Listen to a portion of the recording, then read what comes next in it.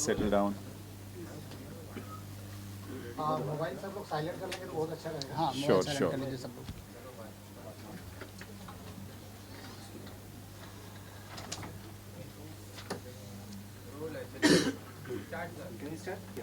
Yes, good afternoon to everyone.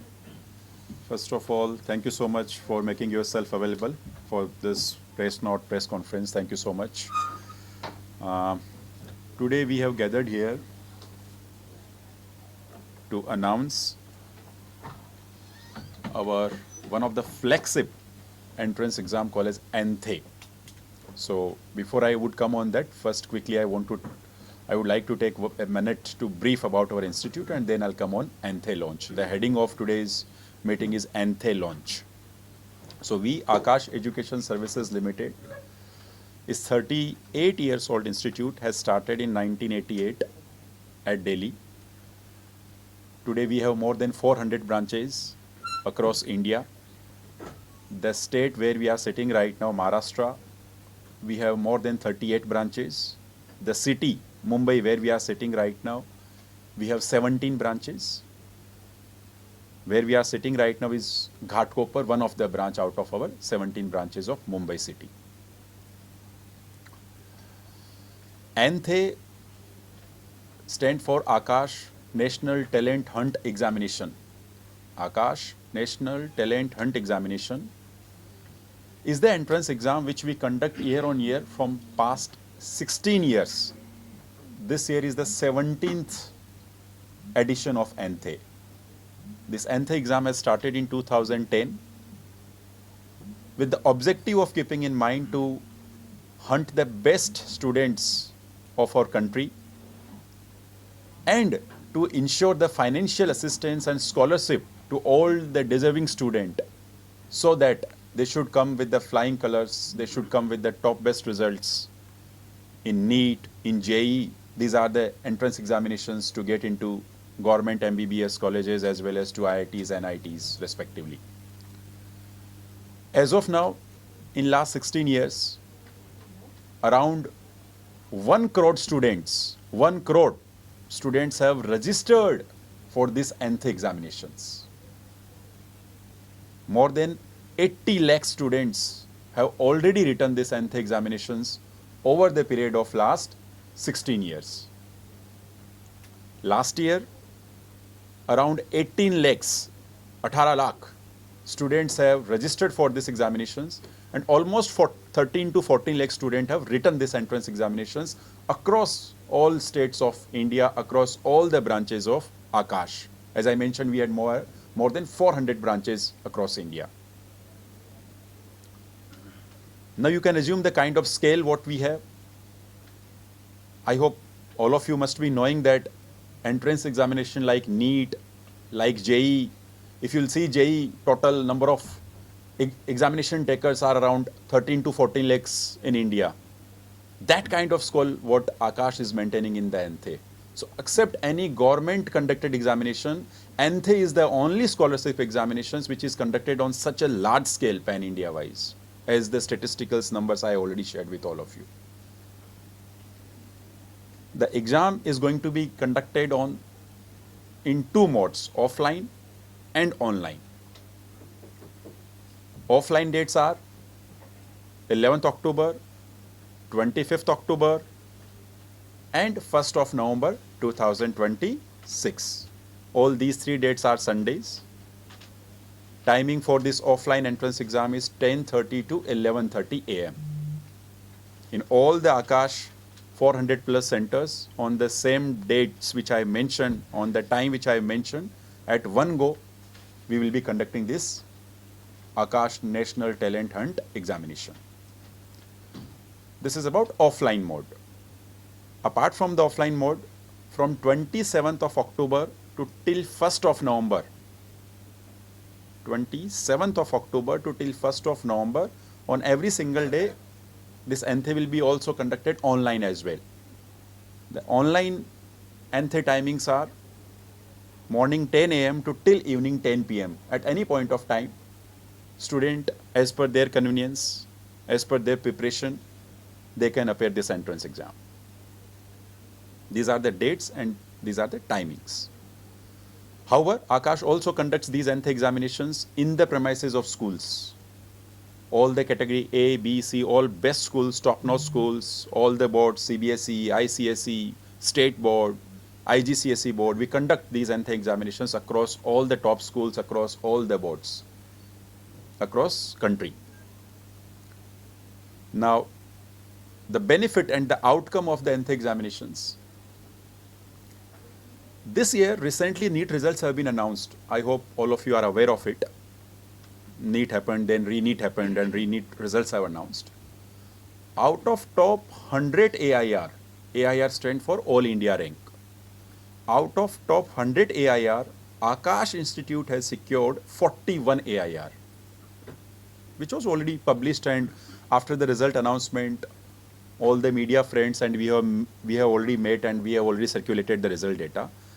But the surprising part of this result, out of 100, Akash has given 41 AIR. Out of those 41 AIR, 31 students are the students at one point of time have registered themselves under NTHE entrance exam, which we are talking today.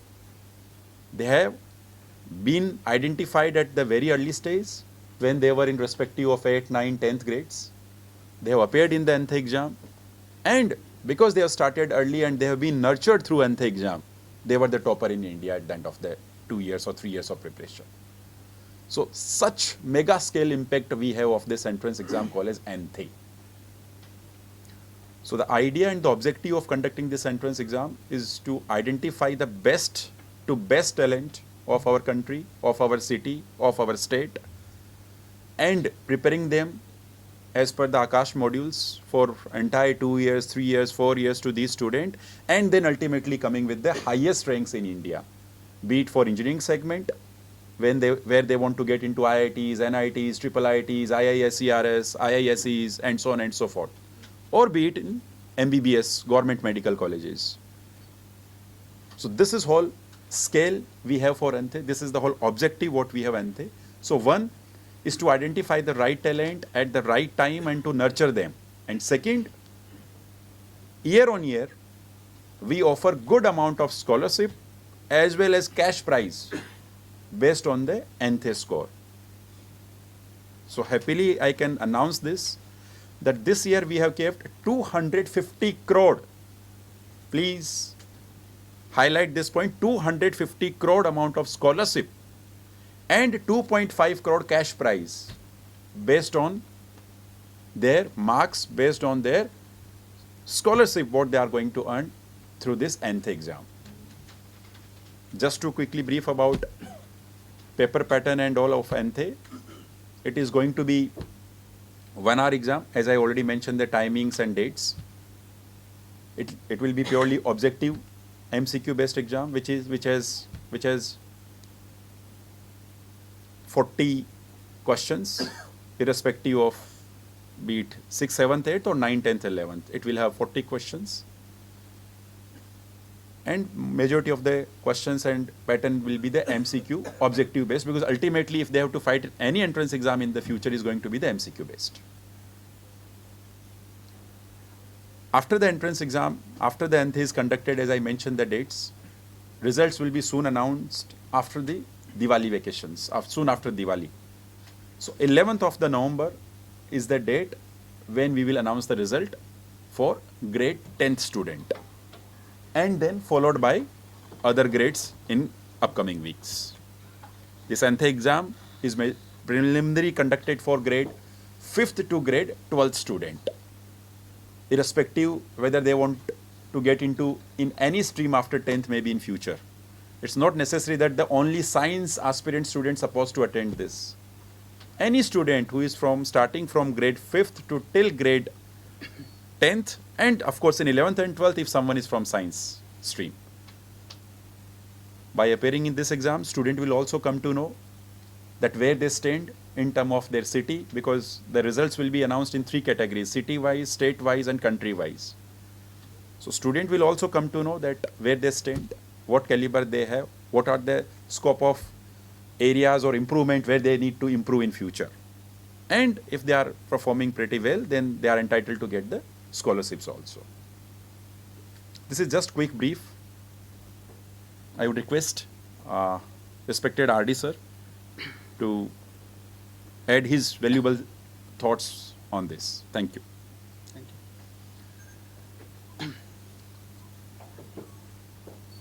आहे गेल्या 16 वर्षापासून आकाश हे अंत्य conduct करतो आहे आणि जसं आकडे आपण बघितले तर आत्तापर्यंत जे आहे 1 करोड मुलांनी जे आहे रजिस्टर केले, ज्यापैकी 80 लाख मुलांनी ही परीक्षा घेतलेली आहे.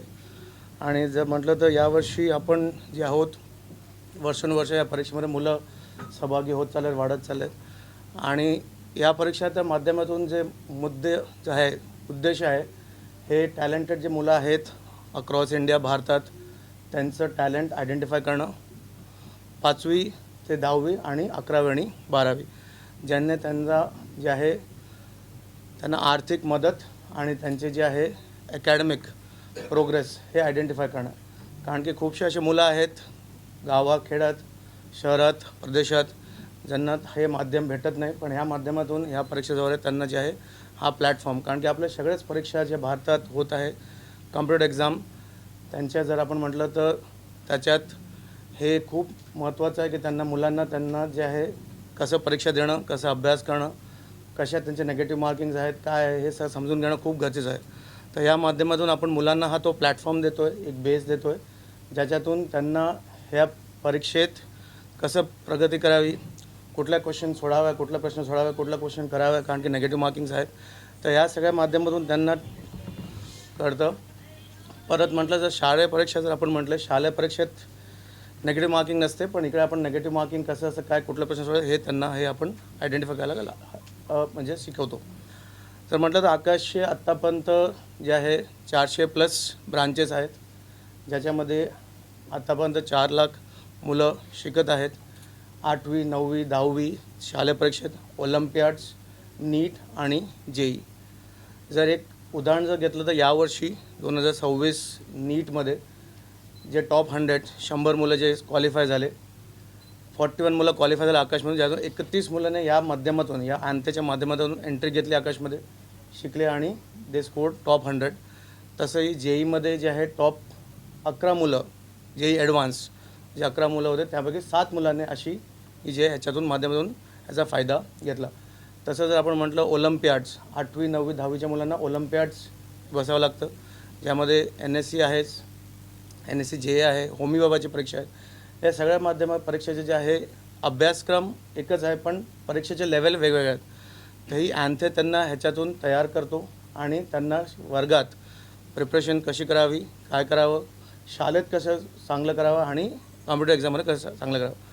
तर या माध्यमातून आपण हे जे आहे तुमच्या माध्यमातून पूर्ण महाराष्ट्रात, पूर्ण मुंबईत आणि भारतात प्रत्येक मुलांनी ही परीक्षा घेतली पाहिजे. सर्वात मोठी परीक्षा आहे, सर्वात जुनी परीक्षा आहे आणि ह्याच्यात त्या मुलांना स्वतःचं ॲनालिसिस करता येणार, की मी कुठे आहे, मला कुठे प्रगती करायची, ही ॲनालिसिस करीत आहे मुलांनी परीक्षा दिली पाहिजे. कारण की जर जेव्हा निकाल येणार ह्या परीक्षेचा तर त्या मुलांना त्यांचे किती वेळेत त्याने किती प्रश्न सोडवले, किती चुकवले, किती सोडले, किती प्रश्न जे आहेत सोपे होते, किती मध्यम होते, किती जे आहेत डिफिकल्ट होते ह्याची आयडिया होते. कारण की आपण जेव्हा रेग्युलर थिअरी वाचतो त्यात आपल्याला इझी, डिफिकल्ट, मीडियम हे समजत नाही, पण या माध्यमातून या परीक्षेजवळ आपल्याला ह्या सगळ्या डिफिकल्टी लेवल्स तयार होऊन समजून येतात. तर आता म्हटलं तर ह्या परीक्षेला जे आहे यावर्षी आकाशने 2.5 करोड रुपये जे आहे 2.5 CR हे जे आहे रोख रक्कम ठेवली आहे, राईट. आणि जे आहे स्कॉलरशिप पण ठेवली आहे आणि 100% स्कॉलरशिप या मुलांना भेटेल. फक्त मुलांना जे आहे रजिस्टर करायचं आहे आणि जे आहे परीक्षेचे 2 माध्यम आहेत, एक ऑफलाईन माध्यम आहे आणि एक ऑनलाईन माध्यम आहे.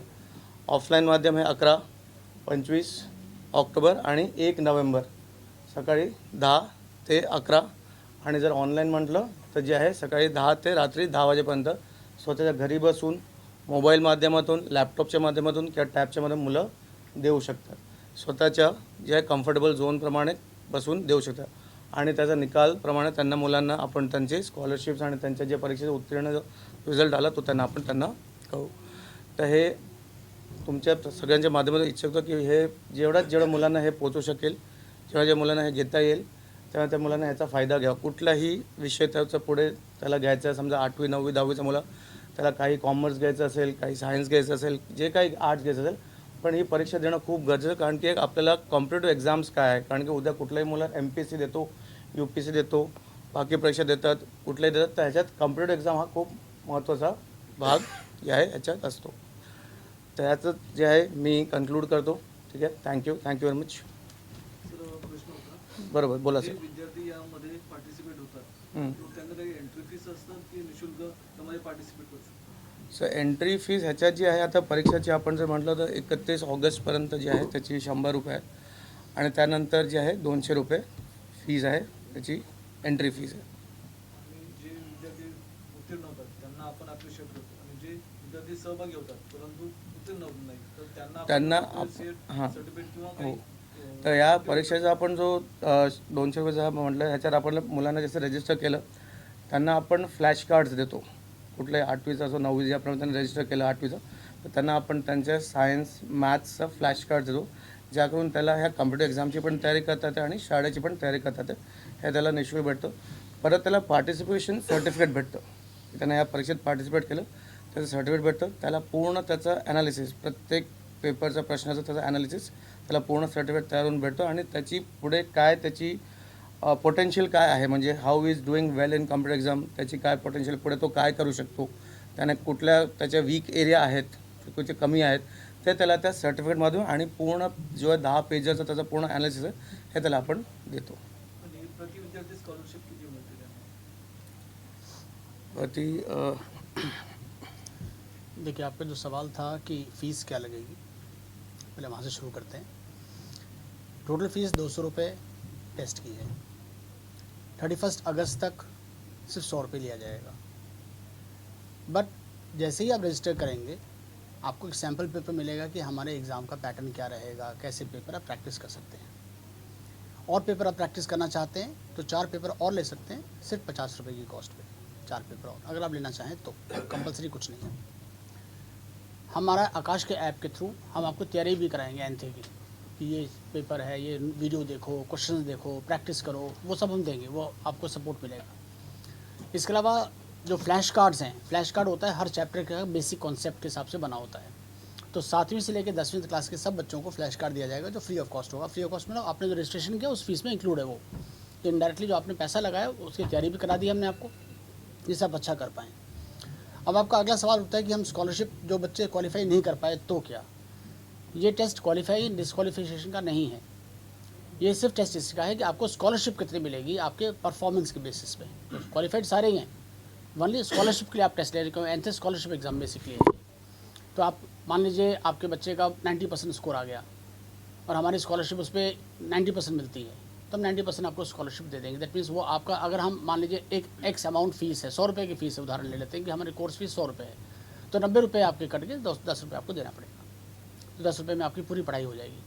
तो वो स्कॉलरशिप होगी. इनडायरेक्टली वो हमने पैसा आपसे नहीं लिया, वो स्कॉलरशिप है. तो डिपेंड करता है कि आपका बच्चा क्या स्कोर लाया. ये पहला स्टेप.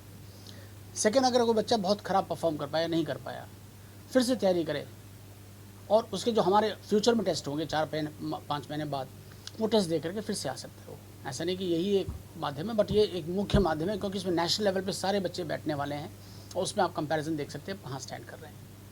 तो इसमें कोई हार या जीत नहीं है, जीत ही जीत है.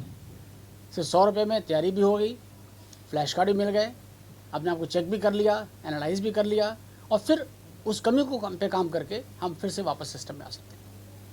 ये जैसे कि आपने बताया 16 साल तक आप काम कर रहे हैं इस हाँ जी. स्टडी का. एंथे में 16 साल से काम, वैसे 38 ईयर्स हो गए. तो जो अभी ट्रैक शीट के हिसाब से आप देखते हैं तो कोई बच्चा अभी टैलेंट होते हैं IAS आर्टिस्ट या कोई डॉक्टर बने, ऐसे कुछ है एग्जाम्स? बहुत एग्जाम्पल है. जितने अभी वही थोड़ी देर पहले बताया कि इस साल टॉप 100 रैंक में 41 बच्चे आकाश के रिज़ल्ट में आए, नीट के रिज़ल्ट में. उस 41 में से 31 बच्चे वो बच्चे हैं जिन्होंने एंथे दिया था.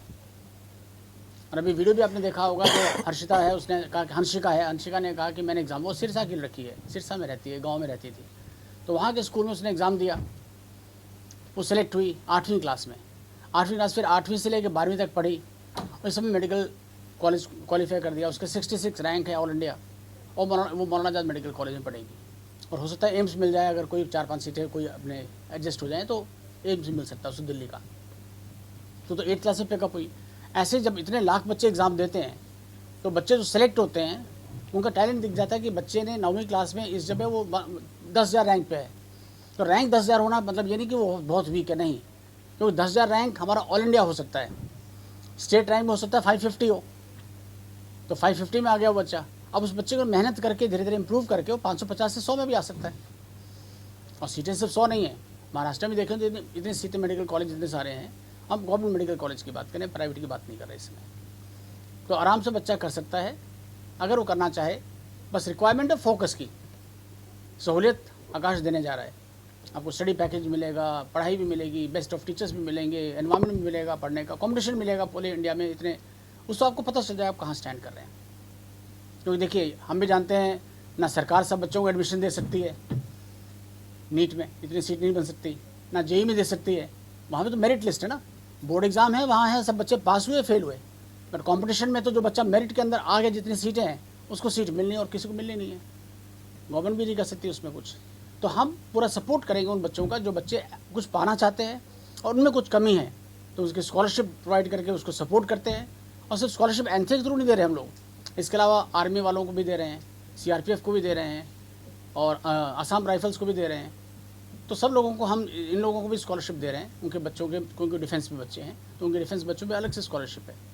तो फौजी भाइयों को भी दे रहे हैं, पुलिस वालों को भी दे रहे हैं, टीचर्स को भी दे रहे हैं, जो टीचर्स स्कूल में पढ़ाते हैं उनके बच्चों को स्कॉलरशिप देनी है, वहाँ भी मिलती है। तो कई जगह हम लोग स्कॉलरशिप बांटते हैं जिससे कि बच्चे पढ़ पाएँ, अपने सपने को पूरा कर पाएँ। Total how many student get the scholarship? Total में आप स्कॉलरशिप सबको देते हो? हाँ, नहीं स्कॉलरशिप सबको नहीं देते, हम ये नहीं बोल रहे, हम स्कॉलरशिप देते हैं एनथे के थ्रू जो बात कर रहे हैं आप, हम सिर्फ एनथे की बात करें, वैसे स्कॉलरशिप सबको मिल जाती है, लगभग कम से कम 30% के आसपास मिलती है, अधिकतर 100% तक मिलती है। हर बच्चे को स्कॉलरशिप थोड़ी बहुत मिल ही जाती है, मैं 100 में से हो सकता है 30 रुपये किसी को मिले, किसी को 50 रुपये मिले, किसी को 100 रुपये मिल सकती है, डिपेंड करता है वो कैसा परफॉर्म करता है एग्जाम में, बट स्कॉलरशिप हर बच्चे को मिलती है। हाँ, फुल फीस दे के कोई बच्चा नहीं पढ़ता, हम भी नहीं चाहते कोई बच्चा फुल फीस से पढ़े, हम चाहते हैं सेलेक्ट हो, देश का नाम रोशन करे, माँ बाप का नाम रोशन करे, हमें भी खुशी मिलती है, टीचर को सब खुशी बच्चे के सिलेक्शन में मिलती है, बच्चा जब सेलेक्ट हो उसमें हम ज़्यादा खुश होते हैं, ये रहता है। और बताएं। हाँ, एक लास्टली पूछना चाहूँगा सर, पिछले 2-3 सालों में किस तरह से ये एग्ज़ाम को लेकर छात्रों में रुचि बढ़ी है और कुछ आंकड़े अगर आप उस बारे में बता सकते हैं, पिछले कुछ साल में 2-3 साल की? नहीं, छात्रों की रुचि सर स्टार्टिंग से ही है, हाँ उसमें कोई कमी नहीं है। अब रुचि हमें ज़्यादा इसलिए दिख रही होगी, शायद आप नीट के रेफरेंस से बात कर रहे हो तो इसलिए ज़्यादा दिख रही, क्योंकि पहले इस समय आप जेई की रेफरेंस से बात करें, जेई में हम महाराष्ट्र सेट का एग्ज़ाम अलग होता है, कर्नाटका सेट अलग होता है, एम सेट अलग होता है, हर स्टेट का अपना अपना इंजीनियरिंग एंट्रेंस एग्जामिनेशन है, प्लस हमारे जेई का मेन से एडवांस लेवल भी एग्ज़ाम अलग है। नीट में पूरे इंडिया में चाहे गवर्नमेंट हो चाहे प्राइवेट हो, सबका एक ही एग्ज़ाम है जिसका नाम नीट है, तो सारे बच्चे को उस एग्ज़ाम को देना ही पड़ेगा, इसलिए आपको नंबर ज़्यादा दिखता है कि नीट में इतने सारे बच्चे रुचि रखते हैं। हम जेई में देखें तो शायद इससे बड़ा नंबर होगा, स्टेट इंजीनियरिंग एंट्रेंस को जोड़ लीजिए आप, ऑल इंडिया इंजीनियरिंग एंट्रेंस को जोड़ लीजिए, SRM यूनिवर्सिटी, MIT यूनिवर्सिटी, सब अपना अपना अलग एग्ज़ाम लेते हैं, सबको जोड़ा जाए तो बच्चों को एक ही एग्ज़ाम देना पड़ेगा अगर जेई का, तो नंबर शायद इससे मतलब नीट से बहुत बड़ा नंबर है ये। लास्ट में हाँ, हर कोई वर्क के लिए फाइनेंशियल सपोर्ट लगता है, तो हम इतना बड़ा फंड रेज करते हैं और स्कॉलरशिप का प्रोवाइड करते हैं बच्चों के लर्निंग के लिए, तो वो आप कैसे खड़ा करते हैं फाइनेंशियल सपोर्ट? देखिए इसका जवाब सीधा तो नहीं है। फाइनेंशियल सपोर्ट अल्टीमेटली जो धनी वर्ग है वो पैसा देता है, मध्यम वर्ग कुछ कम पैसा देता है, जो गरीब वर्ग है उसको उसका फ़ायदा मिलता है। ये हमारा इंडिया का इंफ्रास्ट्रक्चर कॉन्सेप्ट यही है। अगर मैं किसी से पैसा ले रहा हूँ तो किसी भी उसी पैसे का पार्ट खर्च कर रहा हूँ, क्योंकि ये सरकारी संस्थान नहीं है, इस पूरे प्रेमिसेस का जहाँ भी हम लोग बैठे हैं कॉमर्शियल कॉस्ट है, ठीक। अब हम लोग प्लेटफॉर्म बात करें इसलिए मैं बात नहीं कर सकता उस चीज़ को, सरकार की तरफ से GST लगती है, तो अगर पॉसिबल है सरकार से मेरी रिक्वेस्ट रहेगी पर्सनल लेवल पे, आकाश के लेवल पे बात नहीं कर रहा इस समय, लाइन में ध्यान दीजिएगा कि GST को या तो ख़त्म कर दिया जाए या 5% कम से कम कर दिया जाए, क्योंकि 18% GST कोचिंग पर लगती है। सरकार ने बहुत बड़ा कदम ऑनलाइन के लिए उठाया, बहुत अच्छा काम किया, एक रिक्वेस्ट है, जब हम लोग कई सालों से उठाते आ रहे हैं बीच बीच में, कि अगर जीएसटी को हम 5% पे ले आएँ, मतलब ठीक है जीएसटी आप लेना चाहें ज़रूर लें, क्योंकि वो भी उसी पेरेंट के, गरीब से हो चाहे अमीर के पॉकेट से निकलती है, वो सरकार वही जाती है। तो 18% जीएसटी इस समय है। तो अगर मैं 100 रुपये लेता हूँ आपसे पढ़ाने के, तो 18 रुपये और आपको देने पड़ते हैं, वो आपको ज़्यादा पिंच करेंगे, 118 रुपये हो जाती कॉस्ट। और ये अगर हम फीस की रेफरेंस में बात करें, समझ जाते हैं फीस क्या होगी। स्कूल में जीएसटी नहीं है, कोचिंग में जीएसटी है, तो वो कोचिंग में 18% जीएसटी है, तो वो एक पैसा बच सके तो अच्छा रहेगा। तो मतलब सीधी बात है कि है, एक से पैसा निकलता है, उसी को मैनेज करना होता है, उसी में हम गरीब को पढ़ा देते हैं, मध्यम वर्ग को पढ़ा देते हैं, सबको पढ़ाते हैं उसी में। तो उसी में मैनेज करके हमें सबकी खर्चे भी पूरे करने होते हैं और लॉस भी नहीं करना होता। एटलीस्ट जीरो पे तो पहुँचें, प्रॉफिट ना भी कमाएं, कंपनी ये नहीं सोचती प्रॉफिट कमाएं, कंपनी सोचती है कम से कम जीरो पे पहुँचे, लॉस ना हो, ये रहता है। Sir, what is the total scholarship corpus and cash reward budget allocate for ANTHE this year? आप बोल It's दीजिए। 2.5 crore. Cash reward is 2.5 crore and the scholarship reward is 250 crore as we mentioned. How this will be distinguished? Cash prize will be purely based on the AIR, All India rank. So in ANTHE also, as I mentioned, as sir has also highlighted, we will be giving three kind of the ranks. One, Pan India rank, second is state rank, and third is the city rank. So based on the All India rank, students are entitled to win the cash prize, and based on the state rank and city rank, they are entitled to earn the scholarship amount. Scholarship can be given in the fees. Example, if my fees is 100 rupees, if your child performed exceptionally well, if he or she is earning 80% of the scholarship, then out of 100 rupees, he or she has to pay only 20 rupees. So that is the scholarship amount. And cash prize will be only to the toppers of the India based on the AIR All India. So are there special fee concession for quota provision for girl students, rural parents, or you can say underprivileged, economic backward? Okay, so already sir has highlighted that Akash currently has already signed the MOUs with different individual bodies as well as government bodies. To highlight few of them, with Indian Army, with CRPF, with Assam Rifles, and so on and so forth. There are many such institutes with whom we have officially MOU signed with their representatives. So any student, any child of these defense personals, if they are coming and joining us, certainly they are getting the benefits and they are entitled to receive the scholarship. So that is already there on the paper. I think exclusive girl child is there. I think single girl child concept. Yes, Prashant, for single girl parent- child there is a No single parent. single girl child. I think there is Girl single child ka we have, sir. We Single have. girl child. We have, and we have signed the MOUs also with many of the entities where, because sometimes even though girl child wish to pursue, but they don't know how to go ahead. So they come via those all institutions, and we certainly help out them as we are doing for other students. Yes. I mean, with various NGOs we are doing. NGO, right? many institutes. NGOs also there. The students directly may not be able to approach us, they come via them, and then NGOs. we help them. How many students are expect to get 100% fee waiver across NEET and Z? That depends how students are performing. We cannot predict it before having the final. Yes, once they will write the examinations, after talking to the student, we'll come to know that what kind of score. So this is purely merit-based, score-based. Unless we don't have the score, we cannot announce that, you know. We don't have fixed number of seats are percentage. not there. Fixed That- number of seats are not there. Merit पे मिलेगा. Percentage, suppose they get 95% marks, then they are getting 100%. 92% marks, suppose they get 95%. Like that it goes on. So what is the number of students participating this year? Expected? Now, yeah, expected number may be about 15 lakhs. Last year it was 13 lakhs. This year we are expecting around 15 lakh student appearing in this entrance exam in both the online and Offline. offline modes, pan-India across. Sir, update. जैसा कि संजय जी ने बताया कि ANTHE examination 2026 launch के लिए हम लोग यहाँ एकत्रित हुए हैं। एंथे एग्ज़ाम 2010 में पहली बार कंडक्ट किया गया था। ये 17th एडिशन होगा एंथे का। एंथे क्यों कंडक्ट किया जाता है, इसके क्या फ़ायदे हैं, वो समझना बच्चों को बहुत ज़रूरी है, पेरेंट्स को बहुत ज़रूरी है। एंट्री एग्ज़ाम का मेन मकसद बच्चों को उनकी तैयारी कितनी है, किन सब्जेक्ट्स में वीकनेस है, किस टॉपिक में कमी है, कहाँ कॉन्सेप्ट अंडरस्टैंडिंग है या नहीं है, ये पूरी एनालिसिस का एक माध्यम है। 5th क्लास से 12वीं क्लास तक के सारे बच्चे इस एग्ज़ाम को दे सकते हैं। एग्ज़ाम को नीट और जेई के लिए नहीं है सिर्फ। 5th से 10th तक के बच्चे किसी भी स्ट्रीम के लिए हो सकते हैं, बट सभी बच्चों को ये पता होना चाहिए कि उनको साइंस तो पढ़नी ही है। साइंस एक बेस है किसी बच्चे के लिए, चाहे हम लोगों के लिए, कि हमें क्या खाना है, कौन सी हवा लेनी है, क्या ध्यान देना है, पोल्यूशन कैसे बढ़ता है, इन सब चीज़ें, सब बेसिक जानकारियाँ हैं जो हम 6ठी से 10वीं तक बच्चों को पढ़ाते हैं। तो कॉन्सेप्चुअल अंडरस्टैंडिंग के लिए एंथे का एग्ज़ाम उन बच्चों को देना ज़रूरी है, देना चाहिए। ये नहीं कि आप नीट करना चाहें, जेई करना चाहें तभी दें, क्योंकि कोई भी एग्ज़ाम हमारा देश में जो होता है, चाहे वो बैंक पीओ का हो, चाहे आईएएस का हो, चाहे आईपीएस का हो, चाहे कोई भी एग्ज़ाम आप बात करें, सभी मल्टीपल चॉइस के फॉर्म में होता है। सब में जीके आती है, सब में साइंस आती है। ऐसा कोई एग्ज़ाम नहीं जहाँ साइंस ना आती हो। अगर बच्चा 6ठी से 10वीं तक साइंस अच्छी तरह से समझ के पढ़ता है तो उसके लिए फ़ायदेमंद है। तो एंथे एग्ज़ाम देना इसलिए ज़रूरी है। एंथे एग्ज़ाम में ऑब्जेक्टिव टेस्ट होगा और सारे टेस्ट ऑब्जेक्टिव होते हैं, जैसे सर ने कहा थोड़ी देर पहले।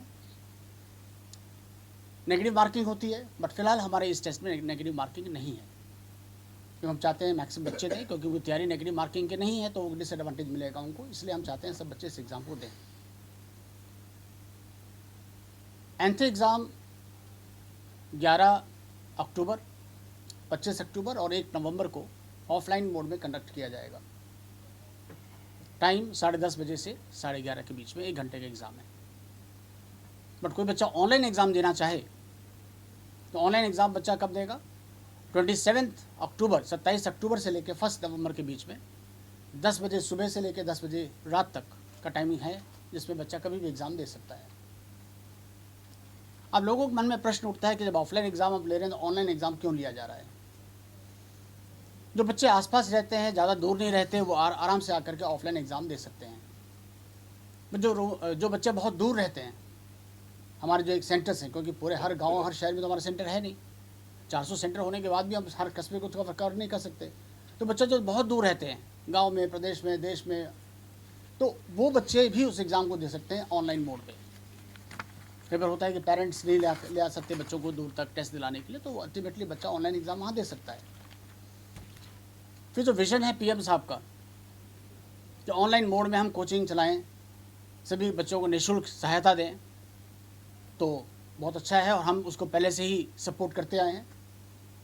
मैं बताना चाहूँगा आपके माध्यम से कि हम लोग डिजिटल मोड से ऑलरेडी क्लासेस चला रहे हैं, हाइब्रिड मोड में पहले ही क्लासेस चला रहे हैं, और ऑफलाइन मोड तो है ही है।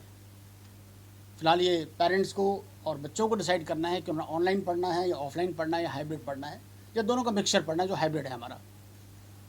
बट हम सपोर्ट करते हैं इस चीज़ का। ये अच्छा है कि प्रधानमंत्री जी ने उसको उठाया है, बेड़ा उठाया और लोगों को हेल्प करने की कोशिश की है। उसी माध्यम से हम बच्चों को सेलेक्ट करते हैं इतने सालों से, और उनको हम स्कॉलरशिप प्रोवाइड करते हैं। स्कॉलरशिप बेसिकली हमारी तरफ से दिया हुआ खर्चा है, जो बच्चों को फ़ायदेमंद होता है, जिससे कि बच्चा अच्छा परफॉर्म करके रिजल्ट ला सकता है। तो गरीब बच्चा भी अगर मेधावी है, मेहनती है, कुछ करना चाहता है और कर सकता है, तो उसके लिए भी हमारी तरफ से 100% स्कॉलरशिप तक मिलती है बच्चों को जो एग्ज़ाम देते हैं। तो 250 CR जो बताया, 250 करोड़ रुपए, वो उसी में एडजस्ट होता है स्कॉलरशिप में, जिसमें बच्चे को लगभग फ्री पढ़ाई हो जाती है। कोरोना से पहले सब ऑफलाइन था, कोरोना के बाद ऑनलाइन स्टार्ट हो गया। ऑनलाइन के फ़ायदे नुकसान अभी डिस्कशन का विषय नहीं है, तो हम उसको डिस्कस नहीं करेंगे कि उसका फ़ायदा होगा या नुकसान होगा। बट एग्ज़ाम ऑनलाइन मोड में ही होगा, जैसे जेई का एग्ज़ाम होता है, नीट का एग्ज़ाम होता है, तो वो हम डिस्कस बाद में करेंगे, उसके बारे में बाद में डिस्कशन होगा। बट हम उस पॉइंट को सपोर्ट करते हैं जो प्रधानमंत्री जी ने कहा कि ऑनलाइन मोड से अगर हम बच्चों को, दूर जो बैठे बच्चे हैं उनके लिए हमने ऑनलाइन टेस्ट भी किया है और उनको ऑनलाइन क्लासेस भी प्रोवाइड करते हैं। हमारे जो पढ़ाई का मेन मकसद होता है, ये टेस्ट का मेन मकसद होता है, हम टेस्ट की बात करें, एंथे टेस्ट की। बच्चे ने एंथे का एग्ज़ाम दिया, बच्चा कंपटीशन के लिए कितना तैयार है वो हम चेक कर लेते हैं। बच्चा किस सब्जेक्ट में ज़्यादा स्ट्रांग है, किस सब्जेक्ट में वीक है, वो हम एनालाइज कर देते हैं। बच्चा जो सवाल करता है वो कितने % सही होते हैं, कितने गलत होते हैं, कितने छोड़ता है, वो भी एनालाइज कर देते हैं। तो अगर हम सब चीज़ों को एनालाइज करके बच्चे को बता देंगे कि बेटा आपकी इन चीज़ों में कमी है, इनको इम्प्रूव करने से आपका फ्यूचर रिजल्ट बेटर आ जाएगा, तो जो बच्चा छोटी क्लासेस से 6 से या 7 से पढ़ना शुरू करता है तो ये एक्सपेक्टेड है कि वो हर साल इम्प्रूव करते करते एक समय ऐसा जरूर आएगा जो भी एग्ज़ाम में कोशिश करेगा सफल जरूर होगा। तो जो सफलता चाहता है उसको इस एग्ज़ाम को देना चाहिए। देने से अपने आप को एनालाइज करने के लिए बोला जा रहा है। क्लास ज्वाइन करता है नहीं करता वो बात की बातें हैं, बट पहले अपने आप को चेक करें नेशनल लेवल पे कहाँ स्टैंड कर रहा है, स्टेट लेवल पे कहाँ स्टैंड कर रहा है। क्योंकि किसी भी एग्ज़ाम में नीट और जेईई की अगर मैं स्पेसिफिकली बात करूँ तो ऑल इंडिया रैंक अलग आती है, स्टेट रैंक अलग आती है। अधिकतर स्टेट्स में क्या है 85% कोटा स्टेट के बच्चों का होता है। जैसे महाराष्ट्र में जितने मेडिकल कॉलेजेस हैं, जो बच्चे महाराष्ट्र के हैं और जो इस महाराष्ट्र में 85% मेरिट लिस्ट में आते हैं उन सब बच्चों को महाराष्ट्र में सीट मिल जाएगी। ऑल इंडिया का सिर्फ 15% कोटा होता है इन महाराष्ट्र के मेडिकल कॉलेजेस में, क्योंकि ऑल इंडिया कोटा से आता है तो 15% कोटा के अंदर ही आएगा, वो हमारे महाराष्ट्र की सीट नहीं ले सकता।